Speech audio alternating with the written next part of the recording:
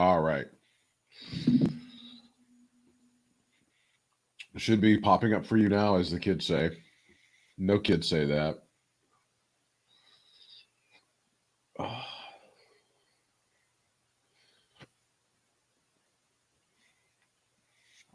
Oh, there it is. Boom. Clicky click.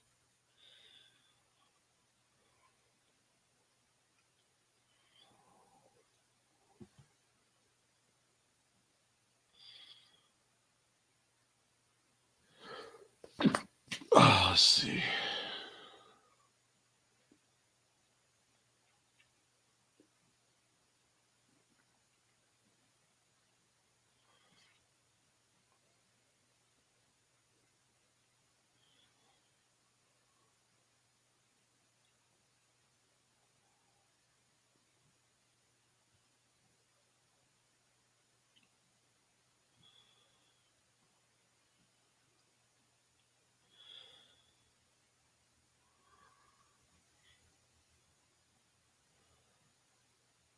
Yep, I'm sharing up.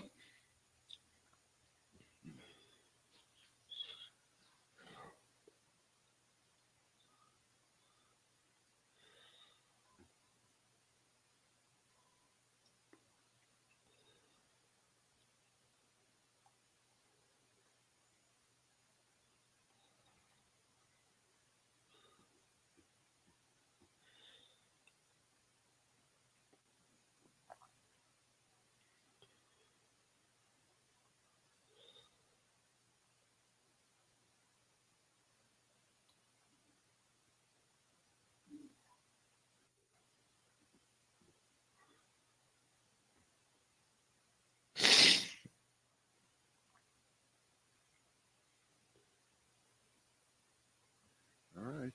You got it? Actually, no. Oh, I thought you had it.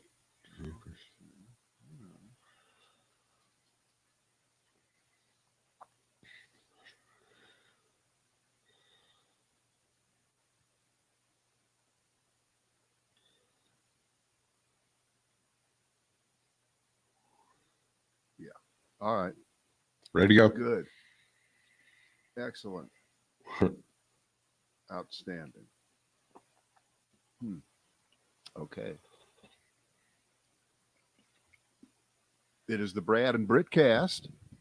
It's Brad and Britt cast number 2 for this week, and a lot of people are counting, or they mark it off of their calendars. Britt, that's what they do. They check it off.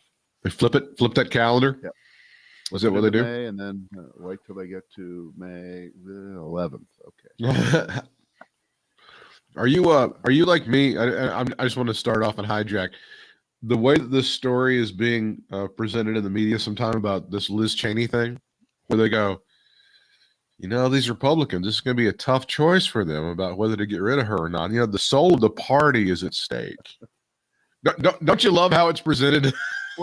There is not one bit of genuine anything associated with there just isn't. I'm not talking about the way you just said that. I'm just talking about anything that any of them are saying, and it's hitting me right now as I've been reading in the last few hours some kind of internal backlash at Kevin, I'm not related to Joe, but I may be worse than him, McCarthy, for sending out this dopey letter the other day saying, well, we've decided we're going to have to have a vote. Oh. Well, check me on this, Britt. The last time they did this, which was about 2 months ago? Yeah. They had this secret ballot, so we didn't see any names attached to the votes. Right. But she overwhelmingly held her position. Right. Okay. Which means that no matter what was being said in public, when push came to shove, they decided that she was fine. And even at that time, we now learn that before January 6th, she had explicitly, in unambiguous unambiguous language, unambiguous and explicitly cousins, not brothers or sisters, but cousins, that violence could occur because of what was going on. Right. Leading up to that moment in questioning the outcome of the election. And then when it happened, and then when they voted, they kept her in place. Now, that means no matter what they're saying now, and that goes back to the not one word of what you proposed that they're saying is genuine. They're lying. Of course. So they're all now supposed to, under the name of hearty unity, supposed to not vote the way almost all of them did the last time, right? Right. And they have painted themselves into the biggest corner ever, because now they're going to be asked, well, what is it that Liz Cheney said, not just now, not just recently, but even before January 6th, and we didn't know about it until now, that she was Nostra Cheney and predicted bad things would happen. It didn't. A lot of people thought that, but she was a Republican who said it. Yeah. Could you please tell us what she said that was not true? Right. And then when I love the whole secret ballot thing here. I actually like that because it makes it worse. It makes it actually worse in a way that if for some reason they all really do turn and toss her from her leadership position, they're going to have to account for it. And remember, there's no rule that says after the secret vote, you can't tell everybody how you voted, right? You're allowed to do. It's just at the moment, there isn't a tabulation going up on the TV screen like you see on C-SPAN for the House and the Senate for a vote. So now every one of them is going to have to say, and by the way, you have to take into consideration, they may lie, because let's say the vote is 180 to 20, whatever the number is. Well, you could be part of the 180 that kicks her out, and then lie and say that you were part of the 20 that kept her in.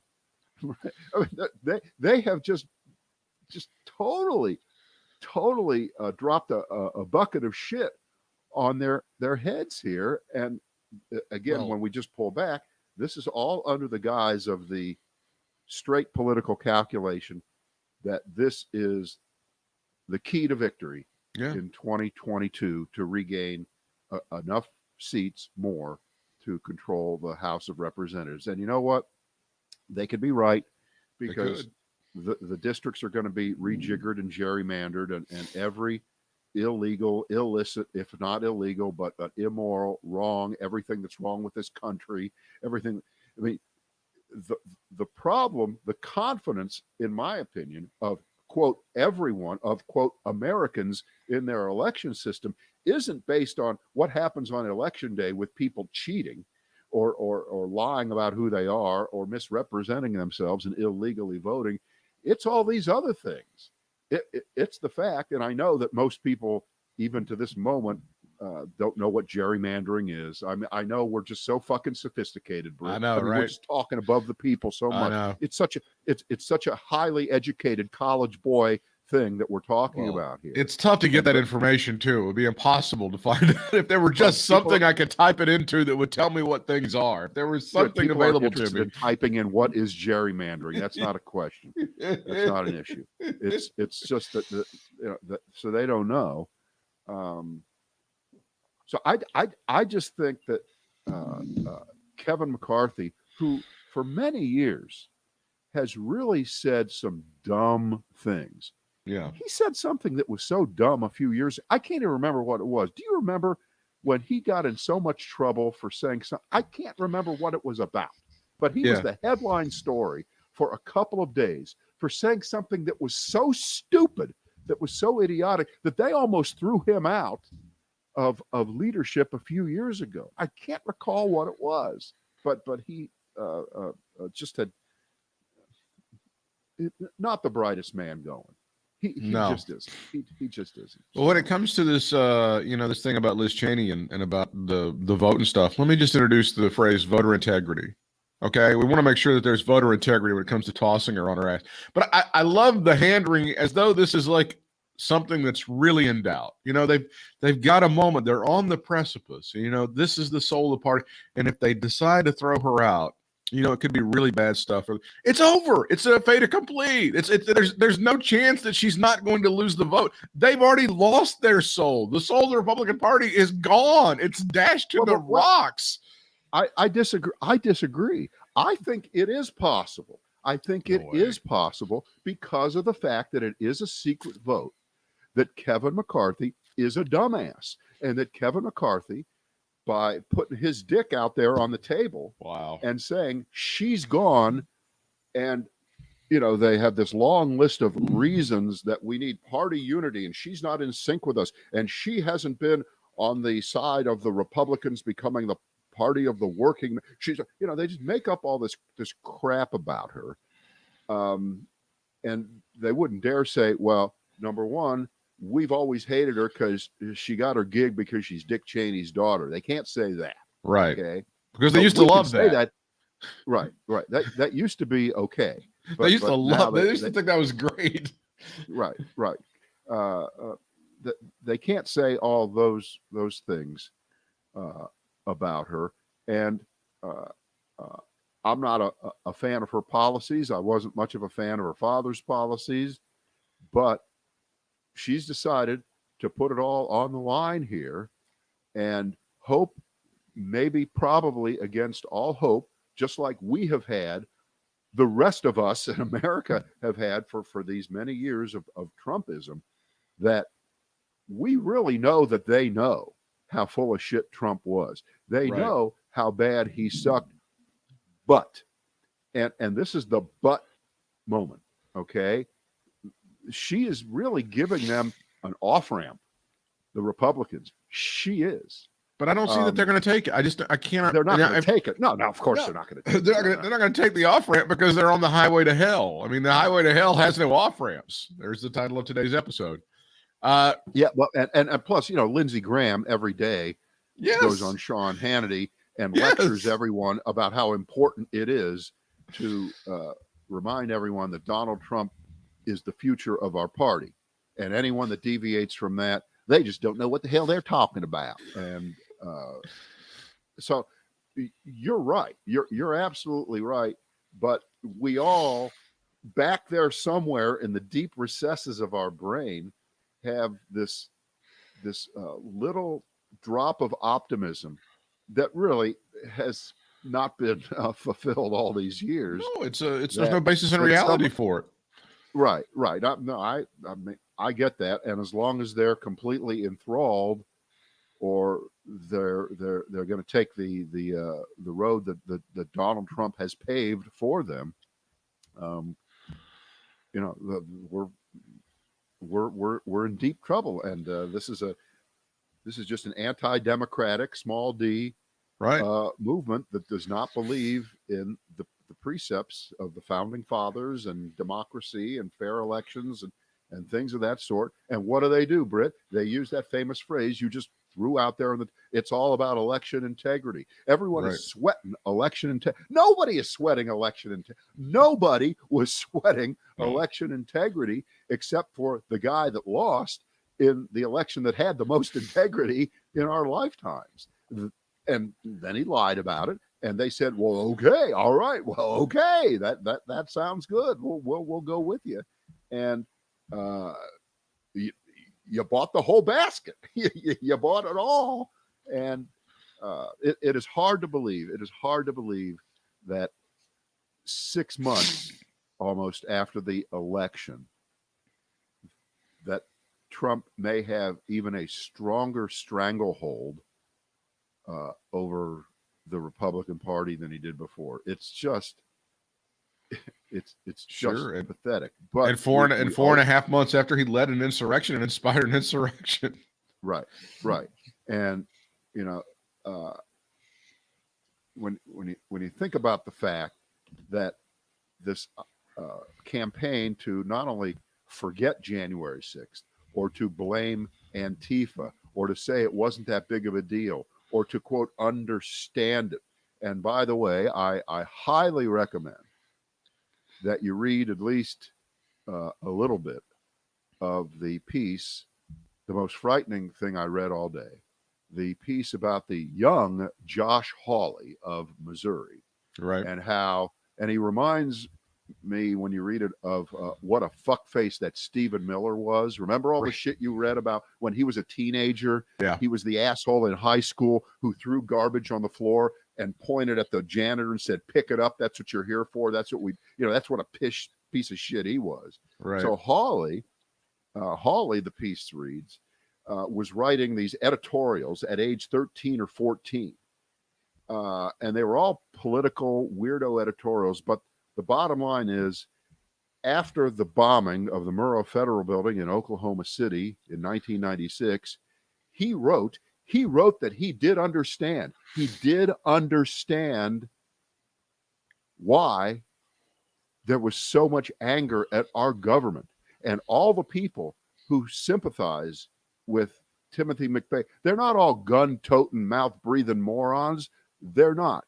Just the fact that as a teenager, that's what he was taken away from it. And you know why he was doing that? Because the article says he was a listener to Rush Limbaugh. Yeah. He also said he read George Will, but I don't believe George Will justified Timothy McVeigh. I think he got more Limbaugh than willed. Okay. Probably. Right. But just connect Oklahoma City and January 6th. It's easy to do if you try. And it's really easy to do if you're a 14-year-old pig from a Missouri town that never came to grips with the fact that it was kind of the center of slaveholding in Missouri during the Civil War, and then buried the story, and nobody knows about it. Nobody knew about it. And that's where he grew up. He grew up in a white place. And that was in him.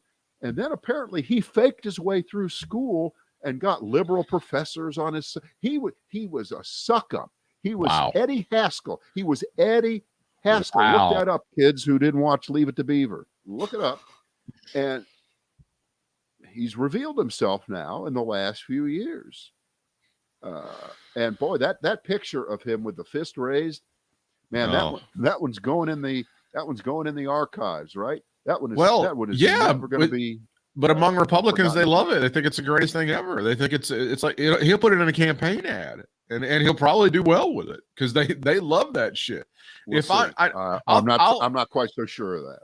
Oh, I think he owns it. I think they love it. But I'll hold out the caveat that if I'm wrong and Kevin McCarthy has this secret vote and Liz Cheney survives, I could be 100% wrong about that. But if I am, he really is as stupid as you just portrayed. Kevin McCarthy is just as dumb as what you've absolutely said, and much dumber than I think. So sorry, that's a win-win for me. He's just as stupid as I said if they kick her out too. By the way. If you think that he's a moron either way. Either way, it's heads I win, tails you lose on this. But they've decided. But they've decided, as I've said, even since he left office, even since Donald Trump left office and the insurrection happened on January the 6th, there was some moment of inflection. I think it happened 4.5 months ago. Like, are we going to embrace this guy, or are we're gonna run to him?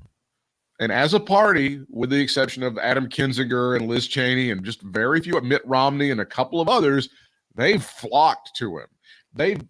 Ted Cruz has his picture taken with him down at Mar-a-Lago, kissing ass and having and eating dinner with him. All that shit has happened. That's undoubtedly true. And if this was a pie, what percentage of that pie is because they think that that's the way to prolong their careers in politics, because that's where the votes are, right? And what percentage of it is Trumpism was great. He really was a fantastic president, a great role model. His foreign policy was just fabuloso. He handled everything correctly. There was not one crisis that came up that America didn't breathe a sigh of relief that Donald Trump would. What percentage is just, I think it's better for my political career because enough voters in primaries are completely beholden to whatever Donald Trump says, and I don't want him to endorse somebody against me, right? I don't want somebody to endorse someone against me. The slice of pie is almost so small that you can't see it. That's not that. I mean, all of it is, I don't want to be primaried. I want to continue on. I want to think you're wrong. I want to think you're wrong, but I can't prove it. I can't show you any evidence that Republicanism isn't Trumpism, and Trumpism isn't now the Republican Party. And this is not 1954. This is not 1955, when Joe McCarthy finally hit that wall and got taken down, not only by Edward R. Murrow and his own alcoholism and the fact that he couldn't prove anything. Right. But the president of the United States then was Dwight Eisenhower. Okay. Right. If the world would be a lot different if Dwight Eisenhower embraced Joe McCarthy, but he never did. He never bought into that shit. He was too smart for that, and he loved the country too much for that. So that's why this is worse. Yeah, that's why this is worse because, yes, the ideas of McCarthyism and blacklisting, and by the way, that would be early canceling, right? Exactly. McCarthyism was canceling people whose political views you didn't agree with, and that's when people canceled. That's right. There were people in Hollywood and that's people. There were folks in Hollywood because they were canceled because they supposedly. You went to a meeting. You went to a meeting in 1946, right? Of the communists in your neighborhood. You never did anything, but you were there.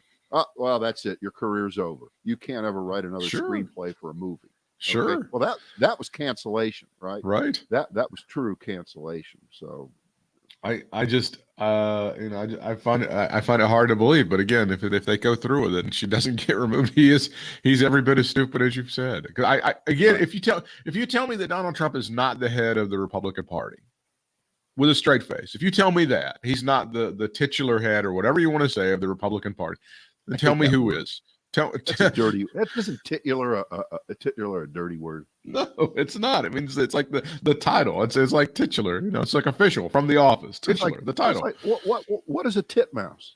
Well, it's like a small, I don't know, something. But no, if you tell me that he's not the head of the Republican Party, then who is? Because everybody else that you would name pretty much worships him. If you say it's Ted Cruz, he kisses he kisses Donald Trump's ass like it's candy. We're not. Who's arguing that? Nobody's arguing that.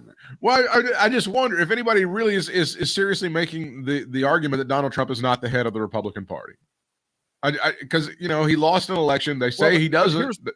But here's the point. He isn't the head of the ideas portion of the Republican Party, which is about the size of my fingernail. Not a very big part there because there aren't very many ideas. He is the head of the how can we bend the system of elections and politics in the United States to assure our continued place in power. How can we lie? How can we cheat?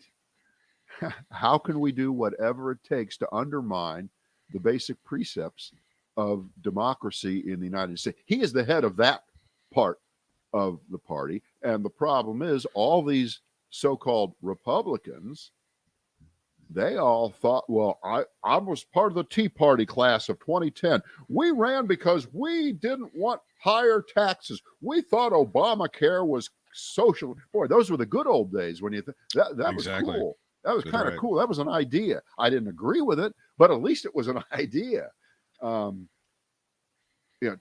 Trumpism is just it's just power grabbing. That's all it is, and it's lying, and we know what it is. So, yes, he is the head of the Republican Party, but there is no real Republican Party. They're just people who run for office right, with that R next to their name, and it doesn't mean anything. It stands for ridiculous. I'm for the ridiculous party. R is for ridiculous. Yeah. You follow this. Let me do this. You follow this stuff way closer than I do, and I just want to know what your opinion is, because I'm seeing all of these. Obviously, the thing with the gas hopefully is going to be a short-lived thing, but I'm seeing all these other problems, like the price of beef is going up and the price of corn is going up. Do you think inflation is going to be like a real concern for Joe Biden? And if so, it could be a massive quagmire. Do you think that's going to be like a real thing? It's a concern for everyone. It isn't just a concern for the president. Right. It is there. The only question is, how long will it last? How embedded into the system will it be? All this it's just leftover shit from the last year that's built up in the economic system, not just of the United States, but of the world, because stuff stopped getting manufactured. Things slowed down so much. Demand collapsed in a lot of areas, including people driving.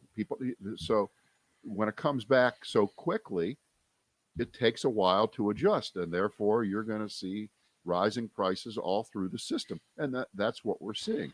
Are they permanent? Well, nothing is permanent. I mean, we all die sometime. We're not permanent. I don't know. Nobody knows. And people are placing their bets in the financial markets. People are placing their bets with the statements that they make. People are watching the day-to-day release of different kinds of economic figures, whether they're on employment. On Wednesday, there are some major inflation numbers and producer price numbers. That's the wholesale price of that are going to come out. And they're going to be high. They're going to be high. They're going to be way higher than they have been. But everybody knows that they're going to be high. So do you sell on the anticipation of the higher number, or do you buy ahead of time because, well, they won't be as bad as everybody thought, and everybody knew they were coming anyway, so it's a sigh of relief rally? I don't know. I mean, it does drive you crazy. The gyrations in the markets are just, they're stomach turning on almost an hourly basis, and but this is not just, well, Joe Biden's problem. This is everybody's problem. This is everybody's. Of course, it is. Yeah. Everybody's issue, and it's getting down to, and boy, here's a weird argument. Here's a weird argument that this time, this kind of inflation will help people at the bottom more than at the top. It will hurt people at the top because stock prices will contract, valuations will contract. Much of the spending during the pandemic was based on people who said, well, I can't vacation in the Caribbean, so I'll redo my house. I can't do all that kind of spending.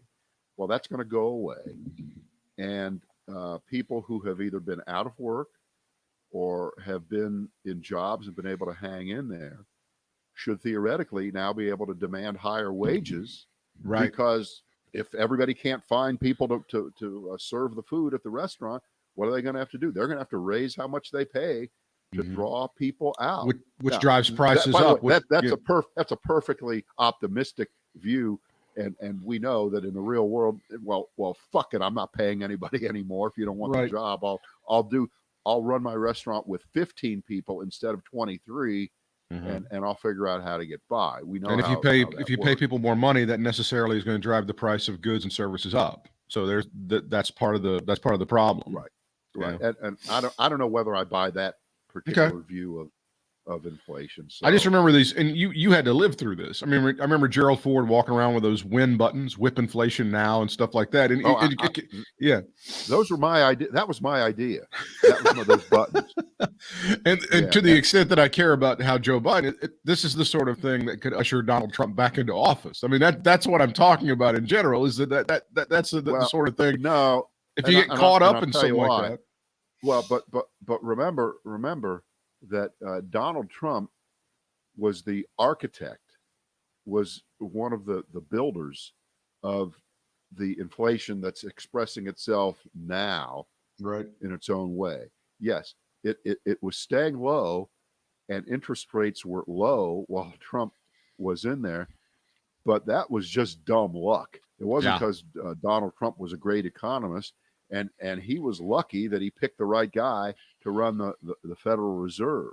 Even though he attempted to fire that guy about 20 times, even though he couldn't. Right, he said he was going to and bitched about it. But if you recall, and I know you're old enough to remember the early days of the Trump administration. Let me think. When they cut interest rates lower and lower and lower, right, and then when the critics were saying this is going to cause inflation, and they said, well, no, it's not. No, it's not. Everybody knew that no, it's not really meant, well, not right now. Yeah. Somewhere down the line. Kick the can down the road. Exactly. Right. And when the pandemic hit, well, they had to stay. You could not mess around. You had to do everything to get the economy at least to even and set it up for the recovery. And again, this all gets back to the fact that we have a vaccine. Where would we be right now? Where would we be with no vaccine? If the vaccine would have, as Trump used to lie about it, they all said it would take 4 to 5 years. Well, and if there was no vaccine, we wouldn't be in this position right now, which I'd rather be in this position having to worry about an economic rebound that was way higher than anybody thought was possible 6 months ago. It has nothing to do with Donald Trump. Figure out what to do with the inflation. We'll figure it out. Than to have nothing going on, no vaccine, and everybody still having to socially distance and all those kind of things. So it was a couple of Turkish immigrants who found their way to Germany that really are the reason we have the vaccine, not Donald John Trump Sr. I know he would love to claim credit for all of that. I disagree with you. You will not give this man credit for anything. How dare you? Well, I vomited forth my agenda for today, and I've stayed out of Rupert Murdoch's wicked garden, pal. So the floor is yours. All right. You ready for my favorite my favorite story here? This is the one, and it is out of give me a Larry King for Buffalo. Okay, Buffalo, New York. Hello. All right, here it is. They went ahead in Buffalo and offered free beer if you'll get a vaccination. Free beer. Wow. Here's the headline. Free beer offer results in more vaccinations than all of Erie County's first dose clinics last week. That's right. Nobody would get a vaccination in Buffalo till they came up with its shot and a chaser program. Oh, Jesus. 1 free pint of beer and a coupon for another drink of your choice. Okay, I was not going to get the vaccine. I thought it was a plot. I thought Bill Gates was going to follow me through some kind of transmitter that was in the liquid of the vial. They developed it too fast. I want to wait, see how many people drop dead from it, even though people aren't dropping dead. No. But I'm going to wait and see. Right. And this was not God's will to enter. But give me a beer? Fuck, I'm there. What the hell is wrong with people? What is wrong with people? Well, look at this is on you may have seen this one as well. Budweiser pouring a free beer for vaccinated consumers, and there's a lot of caveats with this. This is sort of a fake offer. And my thought when I first saw this was, haven't we suffered enough? Shouldn't they do some negative stuff like, if we get to 250 million people in this country who have been vaccinated, Nickelback would disband. Florida-Georgia line will never play another note. Shouldn't we do stuff like that? Well, that sounds like a great Facebook contest. Fill in the blank. Yeah, Nicolas Cage will never make another movie. Something like that. Great things that will occur if we can get to 250 million Americans vaccinated. I like that. And you've also seen, I mean, that is a great idea. Krispy Kreme has been offering, like, theirs was one of the first offers. Yeah. Like, you can go once a day with your stupid card and get a free donut, so you'll have no problem at all with COVID. But diabetes apparently will take you down. So I mean, there's all of this free stuff, and I think in general this brings up the great question: if at this point, May the 11th, 2021, in the year of our Lord, if you've decided, or you've resisted, or you've been questioning whether you should get a vaccine or not, I'm not sure what gets you off the schneid on that. Well, is it a lost cause or what? Right. Yeah. The answer is just about nothing, because I've seen several different surveys now where they talk to people who haven't gotten it, and they listed the usual reasons that you hear people say, and then the final question is, well, are you ever going to get it? And almost to a person, they say, I'm never going to get it. I'm never going to get it. And by the way, one of the dumbest, and again, we're on a podcast, so we can make fun of these people. Because remember, the first thing that you hear every TV doctor, don't make fun. We don't want to make fun of these people. We want to have them talk to trusted folks in their lives, clergymen, teachers, their own doctor, and then we'll talk some sense into it. No, we're past that, but they have to say that in public, but we don't, because we're a podcast. And fuck you're morons for fucking up the country and putting us in a position to never have herd immunity and having to wear masks every winter forever and having to get shots forever. Thank you very much. Thank you very much. But if one of the reasons that these people give is, well, I had it already, I have immunity because I had COVID back in September, there's no helping these. They're too stupid. That does the kind of immunity you would have if you had any from getting it. Number one, nobody knows how long it would last. And number two, it can't possibly be 95% like it is when you get vaccinated. Right? Right. It just is. So if you think that you're special because you had it already, if you really want to be special and you had it already, then you get the vaccine. So you arguably would have a higher rate of being invulnerable to the virus than the rest of us who never caught it, but we just had the vaccine. So if you have the Pfizer vaccine or the Moderna, you're in the mid 90s, right? But if you have the vaccine from Moderna or Pfizer, you got your 95%, and you had the disease, well, maybe you're up to 99%. What the? I don't know. You're seeing the stories that are going around. You're seeing the stories that are going around. I'm showing one right now for those that are watching that says apparently the Johnson & Johnson pause is what a lot of people are citing as that's when the demand kind of plateaued and then left off. Right.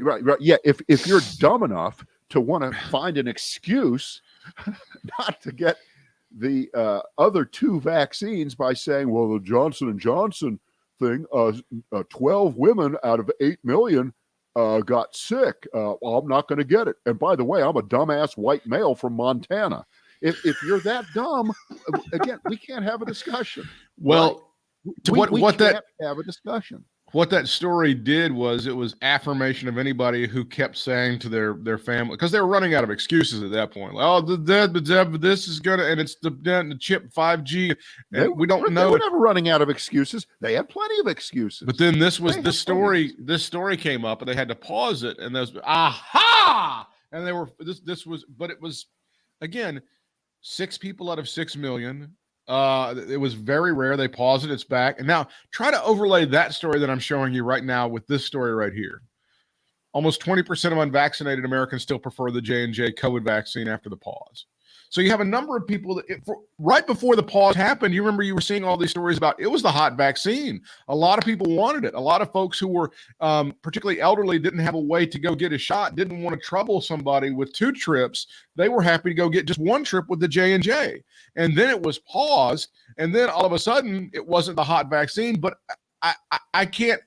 I'm with you. I don't understand at this point how safe this thing's been, you're just making up shit for not wanting to do it. There's no real safety concern for the vast majority of everybody to go get a free vaccine. Oh, and by the way, the J&J pause was over a month ago, right? Yeah, and now it's back in use again. You'll notice there haven't been any other follow-up stories on other people getting ill. So it's safe, it's effective, and it's one shot, and that's why a lot of people still want it. But there's no talking to them, but I guess we have to keep talking to them and keep hoping against. It's like hoping the Republican Party is going to come around and get some sense into them and toss out Trump. Well, it's not likely to happen. And I don't think it's likely to happen that people who've dug in and embedded themselves. And by the way, as you know, every 2 weeks, every 3 weeks or so, they get a little shot of irrational, idiotic adrenaline from Rand Paul, the eye doctor from Kentucky, who just waits and waits and waits to go head to head with Dr. Fauci, who takes him down to Chinatown and beats the shit out of him in public. But it doesn't matter because they'll take the clip of Rand Paul's accusations, much in the same way that Joe McCarthy was accusing people in public in the early 1950s. And it didn't matter that he was lying. It didn't matter that he didn't have the facts. He would just wave the piece of paper and say, I have in my hand a list of 57 communists, like Heinz 57 varieties, blah, blah, whatever it was. And that gives them, I guess, a little bit of juice to keep digging in there. And then with your other nightly injection of Tucker Carlson bullshit, you know, you can live in your own world and justify yourself not getting any kind of a shot forever. I get you can, but I think, and this will be the optimistic view of this, Britt. It may not amount to anything. I think that over time, the idea that concerts and restaurants and private businesses will be seriously adjusting their admissions policies to people who can show that they have been vaccinated. And that's going to be very, very helpful. And that if that should be as good a nudge as anything to people who are on the fence, because I would assume that of the whatever number of millions of people or whatever percentage it is, that they're not all the same. Some of them are just rock solid, never getting it. Others are saying, I'm not getting it, but, and then there are other people who are closer to getting it. And so I guess you want to try to reach those groups in inverse order to what I just said here. Right. And I think one of the ways, if there is a way to reach those people, is to show them that they can go out and do all kinds of activities that they haven't been able to do for the last year. Now, I've just undercut my own argument when I look at the fact that a lot of places already are saying, oh, that's it, no more restrictions. Everybody can go to a baseball game now, the Texas Rangers, whoever. And I didn't hear any kind of caveat attached to that. We're going to fill up the stadium and you have to prove that you were vaccinated. They're not saying that, right? They're just saying go, go, go, go. So that actually undercuts what I just said. Right. Because if people who haven't been vaccinated are allowed to circulate in normal society as carriers still, or as people who can keep passing the vaccine, the virus along, then that would be, I guess, a disincentive to get the vaccine, right? Right. If you can get away with it. By the way, if I can drive 90 miles an hour on I-40 and never get caught, what am I going to do? I'm going to keep driving 90. Right. I'm going to keep driving 90. And so that's how they live. And by the way, all my taillights work. I just want you to know that. That's a good place to leave it. Yeah. Thank you, people. Right. Yep. Got to go run out and fill up with gas.